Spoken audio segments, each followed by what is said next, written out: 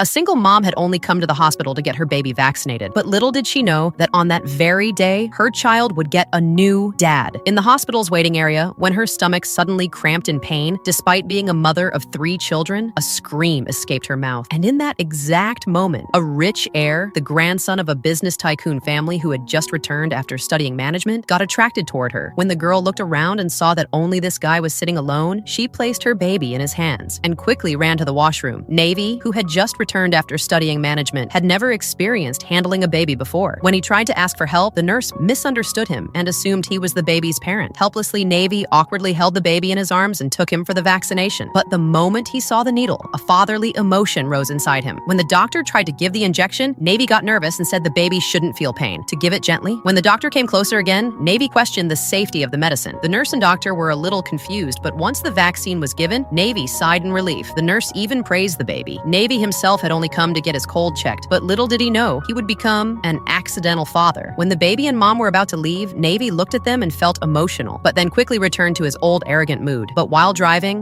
when he saw he walking on the road carrying her baby, he couldn't stop himself. He immediately made them sit in the car, but shortly after, a strange smell came inside the car. He said that the smell was because of the baby's diaper. Navy got irritated, but when he said if the windows aren't closed, the baby might catch a cold, Navy silently tolerated the smell because it was his decision to let them in the car. After dropping them home with great difficulty, Navy prayed in his heart that he would never meet them again, but fate had other plans because their connection had only just begun. Navy was an overseas returned guy, fully dedicated to handling his grandfather's hotel business, but at the gym, he had come back after such a long time that he couldn't even lift a single dumbbell. Just then, who was doing part-time work to earn money for her baby's milk powder, saw him. Navy was struggling with the dumbbell when he came and effortlessly put the dumbbell down and also explained the right technique to him. Navy was shocked. He was just trying to help, but Navy thought he was being made fun of. In anger, he fired he from her job. He started a new part-time job at a golf course, but she had no idea that one small mistake would again bring her face-to-face with Navy. Her golf shot hit Navy, who had come to inspect the course. He tried to sneak away after seeing him, but Navy caught her. Navy was surprised why she kept picking up the phone so many times.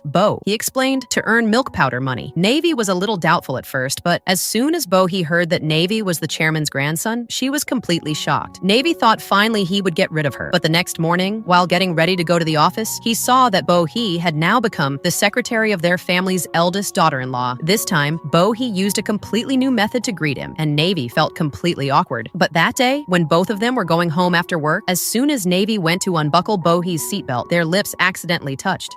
He immediately opened her eyes, and Navy was absolutely shocked. He jumped back and said, "It was a mistake, a misunderstanding." Bohi, completely calm and composed, only said thanks for the ride home and didn't react to the kiss at all. In Navy's mind, that scene kept playing on loop. When he went home and was about to brush his teeth, that kiss's flashback completely messed up his mind. What hurt him the most was he's "it's okay" attitude, while he himself was still so affected. On the other hand, he was busy taking care of the baby. The next morning, when Navy stepped out of his house, he saw He cleaning his car. Seeing her, Navy got so awkward that he left without saying anything, while he stood there looking confused. Reaching the office, Navy met her again in the lift. This time he tried to press the button to close the door, but he stopped the lift door with her Hong Kong foot. When he came closer, Navy stuck himself to the corner like a child who had made a mistake. He understood that all this was because of last night. He told him, "I've forgotten everything. You forget it too. No need to say sorry." Navy insisted that he had no wrong intention, and both settled that there was nothing between them. He casually said, "Anyway, you're not my type." Hearing this, Navy's little heart got slightly broken, and just then, some other people entered the lift, ending the awkwardness. In the office, Navy started overthinking all of this even more. Meanwhile, he got into an argument with her boss over a personal matter. When Navy found out, he rushed there. Initially not wanting to get involved, but remembering his hot-tempered sister's nature, he stepped in and took Bohi out of the situation. Outside, Navy joked a little, "So you were pulling your boss's hair while fighting?" At that moment, suddenly blood came out of Bohi's nose, and casually like a cartoon cat, she wiped it across her face. Navy gently cleaned it with his handkerchief, and in that moment, a soft, slightly romantic atmosphere developed between them. Navy started to feel something and immediately ran away from that spot. Bohi's life became more difficult in the office when her boss deliberately started harassing her, sending her for minor errands again and again, keeping her overworked. After working the entire day, when Bohi went home, her feet were bruised. While she was walking barefoot and tired on the street, Navy saw her. At first, he ignored her, but then stopped the car, looked at her condition, and decided to help. At first, he thought he might be drunk, but when he saw her bruised feet, he removed his own shoes and gave them to her. He hesitated at first, but then accepted his soft-hearted offer. When Navy bent down to tie the shoelaces, he moved suddenly and Navy fell. It was was an awkward moment, but then Navy tied the laces again. Even though the shoes were a bit big, the comfort between them started to match. Navy jokingly says that his feet smell made him faint, but he takes it seriously and actually lifts her foot to check. Her innocent and carefree habits awaken a soft feeling in Navy's heart. That night, while everyone is busy getting invitation cards made, a senior lady forcefully calls Hee, who had already returned home, back to the office for overtime. Hee arrives at the company with her baby. When Navy sees her, his fatherly instinct activates once again. He asks, "When did we meet last time?" Then immediately realizes he's being too soft and quickly returns to his arrogant expression. But the baby's presence creates a new bonding moment between them. Navy, who is a big CEO, secretly starts helping with small things, so he can go home early, but things aren't so easy. Navy's mother, who is upset with Hee, sends her to deliver an expensive painting as a test and activates the security alarm while leaving. As soon as Hee steps out of the gallery, the alarm goes off. The baby starts crying, and Navy's mom escalates the situation by telling the security staff that something has been stolen and that an intruder might be inside. At that moment, security reaches Hee and asks, "What's in your hand?" While Hee is only holding a diagram of the painting. Nervously, Hee says, "My baby is inside. Please don't let anything happen to him." Meanwhile, Navy finds He's baby bag and phone that she forgot in the company. At first, he's confused, but then sees a police car heading toward the gallery. Without wasting a second, he rushes there. The police are just about to arrest When Navy steps forward and says, "I'm the head of this department," he protects He, in front of everyone, trusts her and defends her. Without asking a single question, he believed Hee. While everyone was doubting her, Hee cried and said she didn't steal anything. The galleries in charge had asked her to deliver the picture, but she couldn't find the paper as proof. Then, Navy's soft, heartfelt words broke He's last thread of patience. "I trust you." What kind of mother carries her child on her shoulder and commits theft? No mother does that. Hearing this unconditional trust, tears fell from He's eyes. She had endured so many hardships as a single mom, and now someone was finally standing up for her. Whatever pain, stress, and exhaustion he had kept inside, all of it came pouring out in that moment. She just kept crying in the car. Navy silently watched her tears, her pain. He understood that he just needed to let everything out. So he took the baby in his arms so that he could unburden her heart. At that moment, Navy had become a perfect super dad. He lovingly said to the baby, "Don't worry, Lobo. Mama's not crying because she's sad. Mama's just cleaning her heart." And he sat in the car, crying her heart out. That night, the distance between them shrank. Navy even cracked a few jokes to make He smile. Her innocent, confused, and slightly goofy personality went straight into Navy's heart. But in that sweet moment, a strange smell started filling the car. Navy was confused. "Wait, where's this smell coming from? Why does it only happen in my car?" When he tried to step outside to change the diaper, Navy stopped her, worried that the baby would catch a cold. So he had to change the diaper inside the car. The next day at the office, Hee expressed her gratitude. "You've done so much for me. One day I'll definitely repay this favor." But Navy stayed casual, as if it was nothing. Then came a moment when Navy ran into his ex-girlfriend and her fiancé in the hotel lobby, the same couple who had planned their wedding at his hotel. Every word from the ex-girlfriend was laced with subtle taunts. To save face, Navy lied and said he's also engaged. To mock him, the ex planned a dinner, hoping to embarrass him. Out of helplessness, Navy asked Hee to pretend to be his fiancé. After a makeover, when Hee appeared, Navy was stunned. The simple girl had transformed into a classy and graceful lady. Her look, the sparkle in her eyes, everything left Navy speechless for a moment. When He softly called his name, Navy genuinely blushed a little. To avoid ruining the act, Navy warned her, "Please don't use dialect, and if any awkward questions come up, leave it all to me." She had even brought a beautiful ring, which, surprise, surprise, fit Hee's hand perfectly. At the dinner, they entered holding hands with full confidence. The ex-girlfriend hadn't expected Navy to actually bring someone. Her fiancé complimented Hee, saying how beautiful she looked. The ex got jealous and asked, "How did you two meet?" He shyly turned the answer over to Navy, and he romantically said, "It was love at first sight, and after that, I never let her go." The ex quickly countered, "I met my fiancé just 10 days after our breakup," as if to prove that she had moved on. Then he showed off her wedding ring, making the ex even more jealous. She started showing off her own love, but Navy didn't back down. But then the ex fired another shot. "You two won't be able to marry, and rich families like ours, background matters too." Every word was filled with disrespect toward Hee. Navy started to get a little angry. He felt bad for Hee. Then the ex gave one final jab. Hee, just leave him when you find someone better, then leave him." But what he did next left everyone stunned.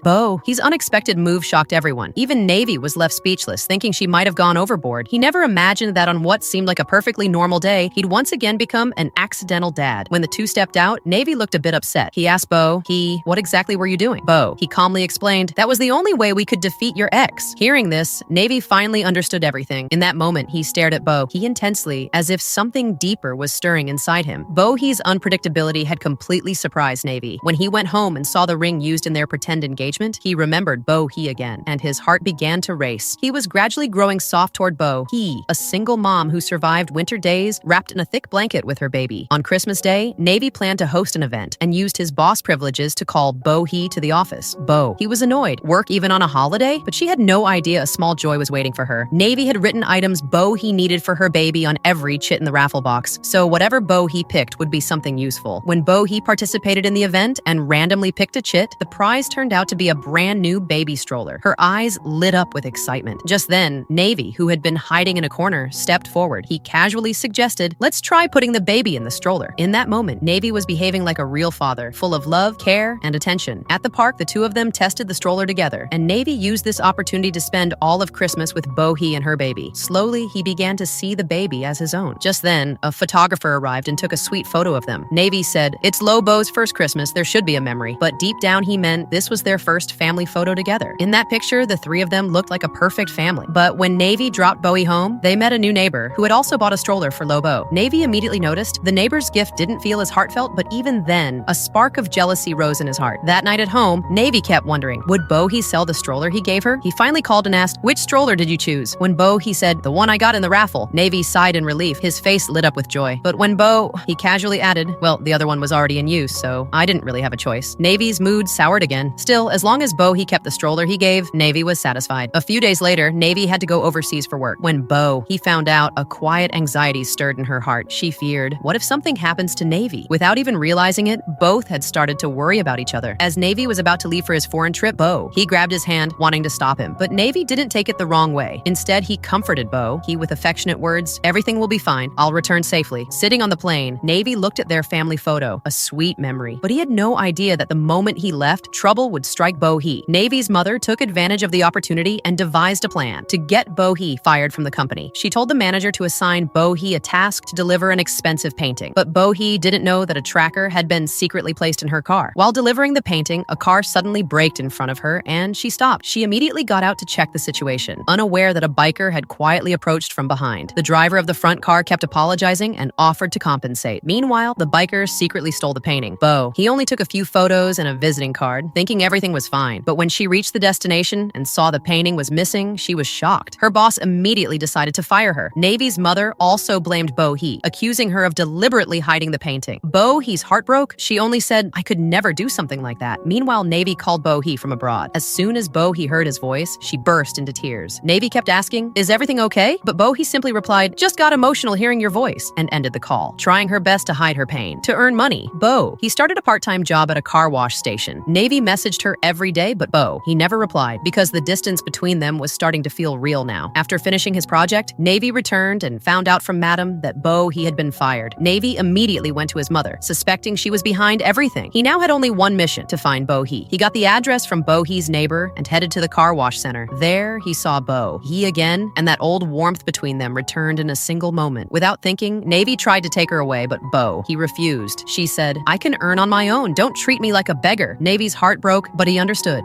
He was fighting for her self-respect. Even after returning home, Navy's mind was stuck on her. The little moments of bonding they had shared over all those days had filled his heart with deep feelings, though he had never expressed them. When he saw he working overtime alone at the car wash in the cold, it pained his heart. Just then, a high-pressure water gun lost control and was about to hit Bo-hee. Without thinking, Navy jumped in front of her, not caring for his own safety. At last, he confessed his feelings. Love can take you beyond any limits. Love always gives the strength to forget everything and do anything. The next day, when the heir of the Cheeble family sees the girl he loves in danger, he doesn't think twice. He rushes to save her, and while saving her life, he ends up getting seriously injured himself. Navy was taken to the hospital. After surgery, he was safe but unconscious.